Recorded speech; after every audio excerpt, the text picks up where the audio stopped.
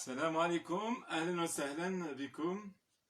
أعتذر هذا اليوم يعني كان علي أن أقدم درس في الرياضيات صباح هذا اليوم، لكن نظرا لمجموعة انشغالات يعني لم أقدم درس الرياضيات.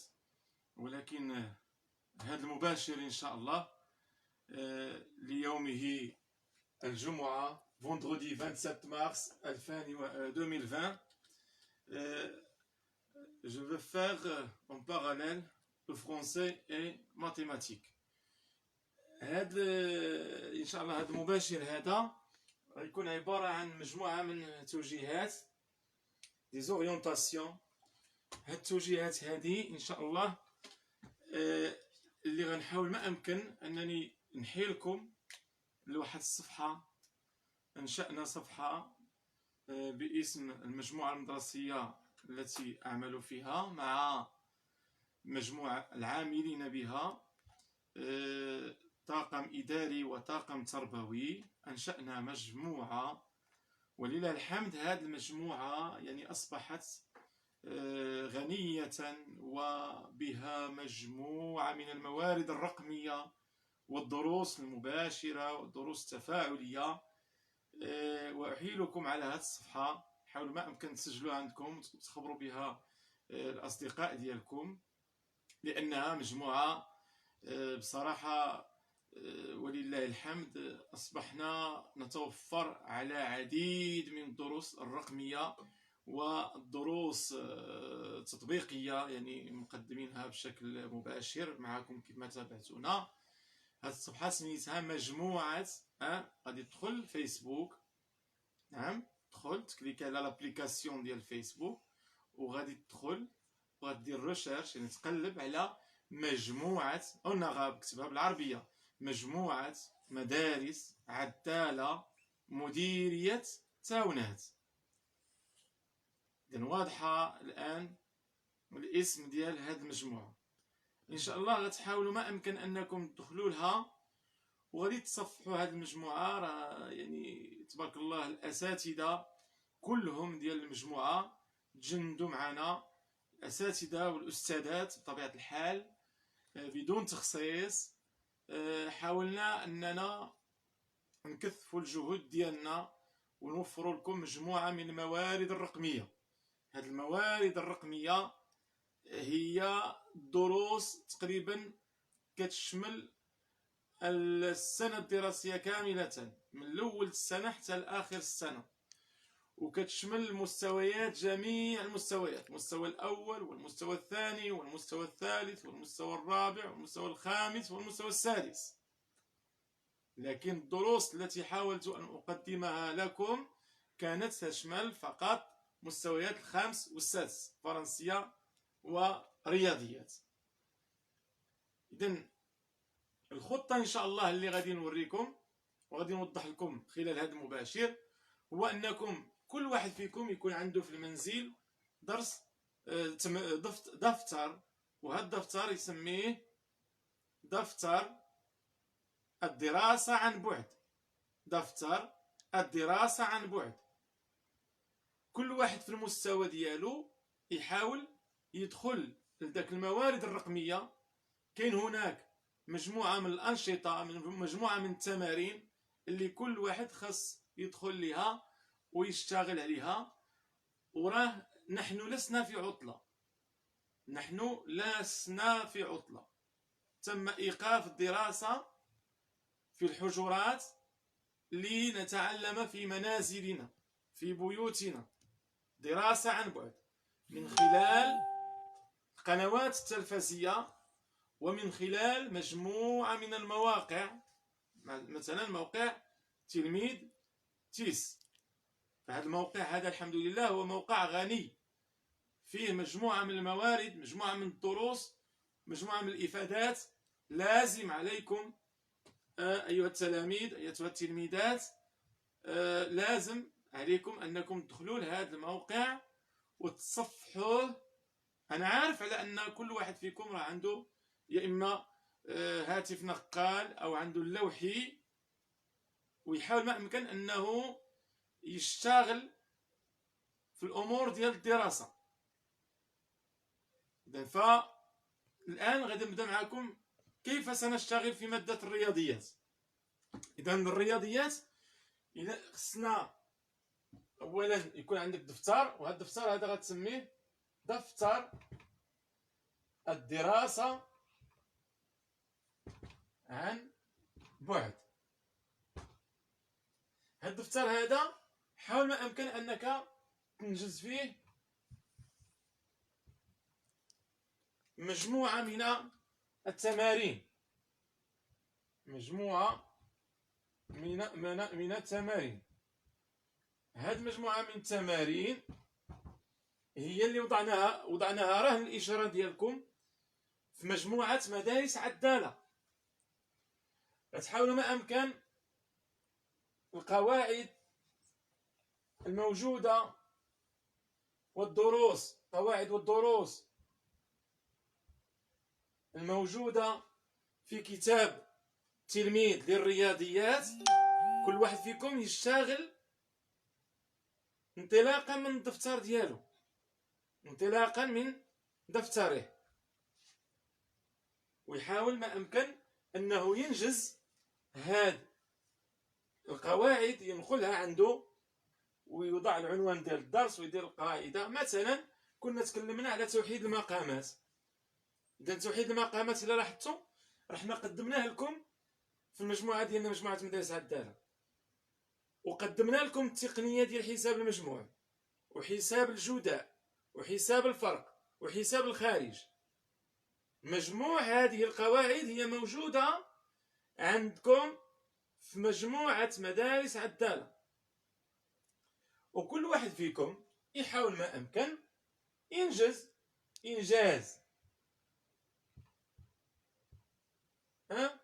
إنجاز لأنشطة، سواء من كتاب التلميذ أو من الموقع ديال الصفحة ديالنا. إذن هذا العمل هذا فوقاش يكون عمل ناجح، هو إلا مشيتو حتى بذلتو مجهود ديال البحث.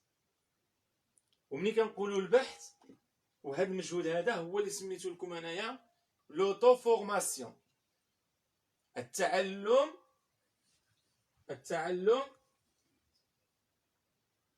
الذاتي. التعلم الذاتي يعني حاول ما أمكن أنك أنت تتكلف بالبحث. إذن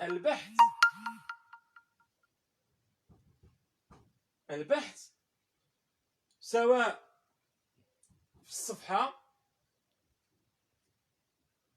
اللي نشأناها لكم اللي هي مجموعة، نكتبها لكم، مجموعة مدارس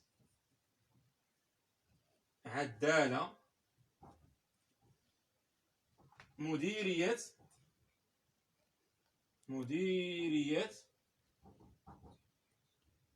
تاونات جهة فاس مكناس. نخليكم هذا هو العنوان او الاسم ديال المجموعه ديالنا على الفيسبوك. اذا في كاين هذه المجموعه هذه على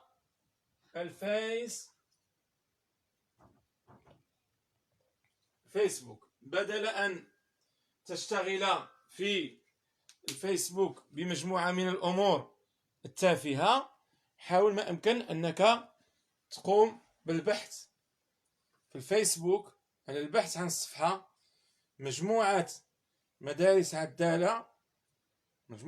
عدالة مديرية تاونات جهة فاس مكناس. تلاميذ والتلميذات، المرجو منكم أنكم تأخذوا بعين الاعتبار هذه النقط التي وضحتها لكم، والتي أود أن تنجزوا هذه الأنشطة وانشغالاتكم في دفتر مخصص. وهذا الدفتر غتسميوه دفتر الدراسة عن بعد، اللي غتنجدوا لنا فيه مجموعة من التمارين، سجلوا لنا فيه القواعد والدروس، إنجاز الأنشطة انطلاقا من كتاب التلميذ، وكذلك من الصفحة التي هي موضوعة رهن إشارة الجميع. يمكن لكم تدخلوا لها، يمكن لكم تواصلوا معنا عبر الميسنجر للصفحة. إذن فهذا فيما يخص مسألة ديال الحديث ديالي معكم حول كيفية الاشتغال على مستوى الرياضيات أو اللغة العربية، النشاط العلمي، اجتماعيات، تربية إسلامية، حتى دروس التربية الفنية كنا وضعناها لكم في هذه الصفحة اللي هي راه الإشارة ديالكم. Chers élèves,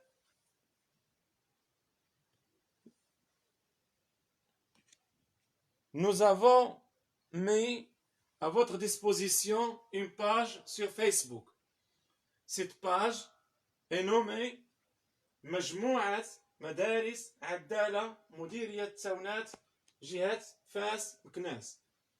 Dans cette page, vous allez trouver des leçons et des ressources bien classées sur cette page, car nous sommes les professeurs de secteur scolaire Addala. Nous avons fourni beaucoup d'efforts pour vous poser ou pour vous mettre à la disposition de tout le monde plusieurs activités, plusieurs leçons concernant le français.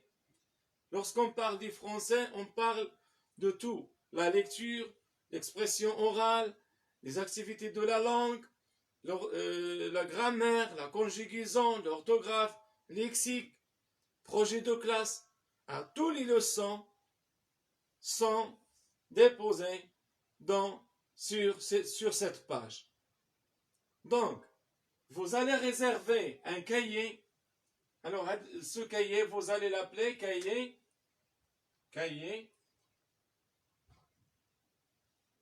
des leçons à distance.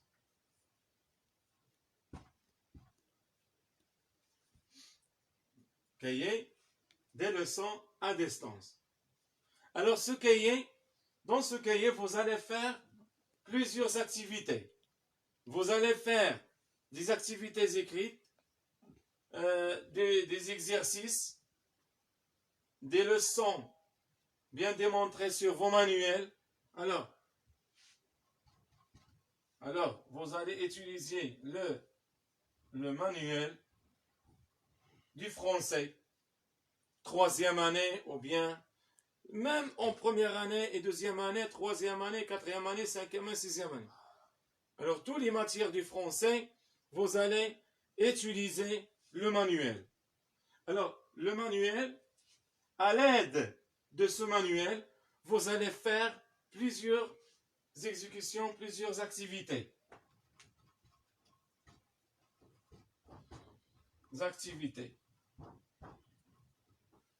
Vous allez faire un travail autonome. Un travail autonome, ça veut dire la recherche. Chercher la recherche, ou bien le travail autonome. Alors, ce travail, pour s'habituer de l'autonomie, de chercher le savoir, de trouver ce que vous voulez. Alors, à l'aide de ce manuel, ou bien à l'aide de notre page sur Facebook, nous avons mis à la disposition de tout le monde plusieurs exercices, plusieurs activités, des règles, des leçons et plusieurs ressources cognitives.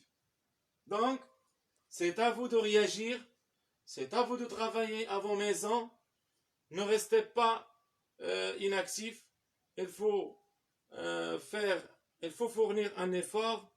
Il faut nous aider, car nous avons cherché, nous avons mis à la disposition de tout le monde plusieurs activités, plusieurs leçons. Donc, c'est à vous de réagir. C'est à vous de chercher. Essayez de travailler à la maison, dans vos maisons. Parce que le travail à la maison, c'est très nécessaire. Si vous n'allez pas travailler, vous ne pouvez pas nous suivre. Donc, je vous en prie de prendre mes conseils de cette soirée. Regardez, allez, vous allez réserver un cahier des leçons à distance. Oui. Cherchez sur vos manuels. Faites des activités. Faites des recherches à l'aide du manuel et en cherchant sur notre page Facebook مجموعة مدارس عدالة مديرية تاونات جهة فاس مكناس. Vous pouvez nous laisser des messages sur le Messenger. Il y a un Messenger dans cette page. Donc, essayez de fournir des efforts pour mieux savoir. Car nous ne sommes pas en vacances. Nous ne sommes pas en vacances. Tout simplement, c'est obligé de rester à nos maisons pour lutter contre ce coronavirus. Restez à vos maisons, mais ne restez pas à vos maisons les mains croisées. Il faut que vous cherchiez, travaillez, essayez de chercher dans les pages de Facebook, dans notre page, ou bien il y en a d'autres pages. La télévision aussi, il y a la télévision, il y a Thaqafia, il y a plusieurs canaux, il y a aussi l'Ayoun, TV l'Ayoun. Alors dans ce canal, on trouve des leçons télévisées. Donc essayez de travailler à vos maisons. Je vous en prie, je vous souhaite bon courage et bonne réussite et aidez-nous de rester dans vos maisons pour lutter contre ce coronavirus. Je vous laisse maintenant et au revoir ultérieurement. Je vous souhaite une bonne chance.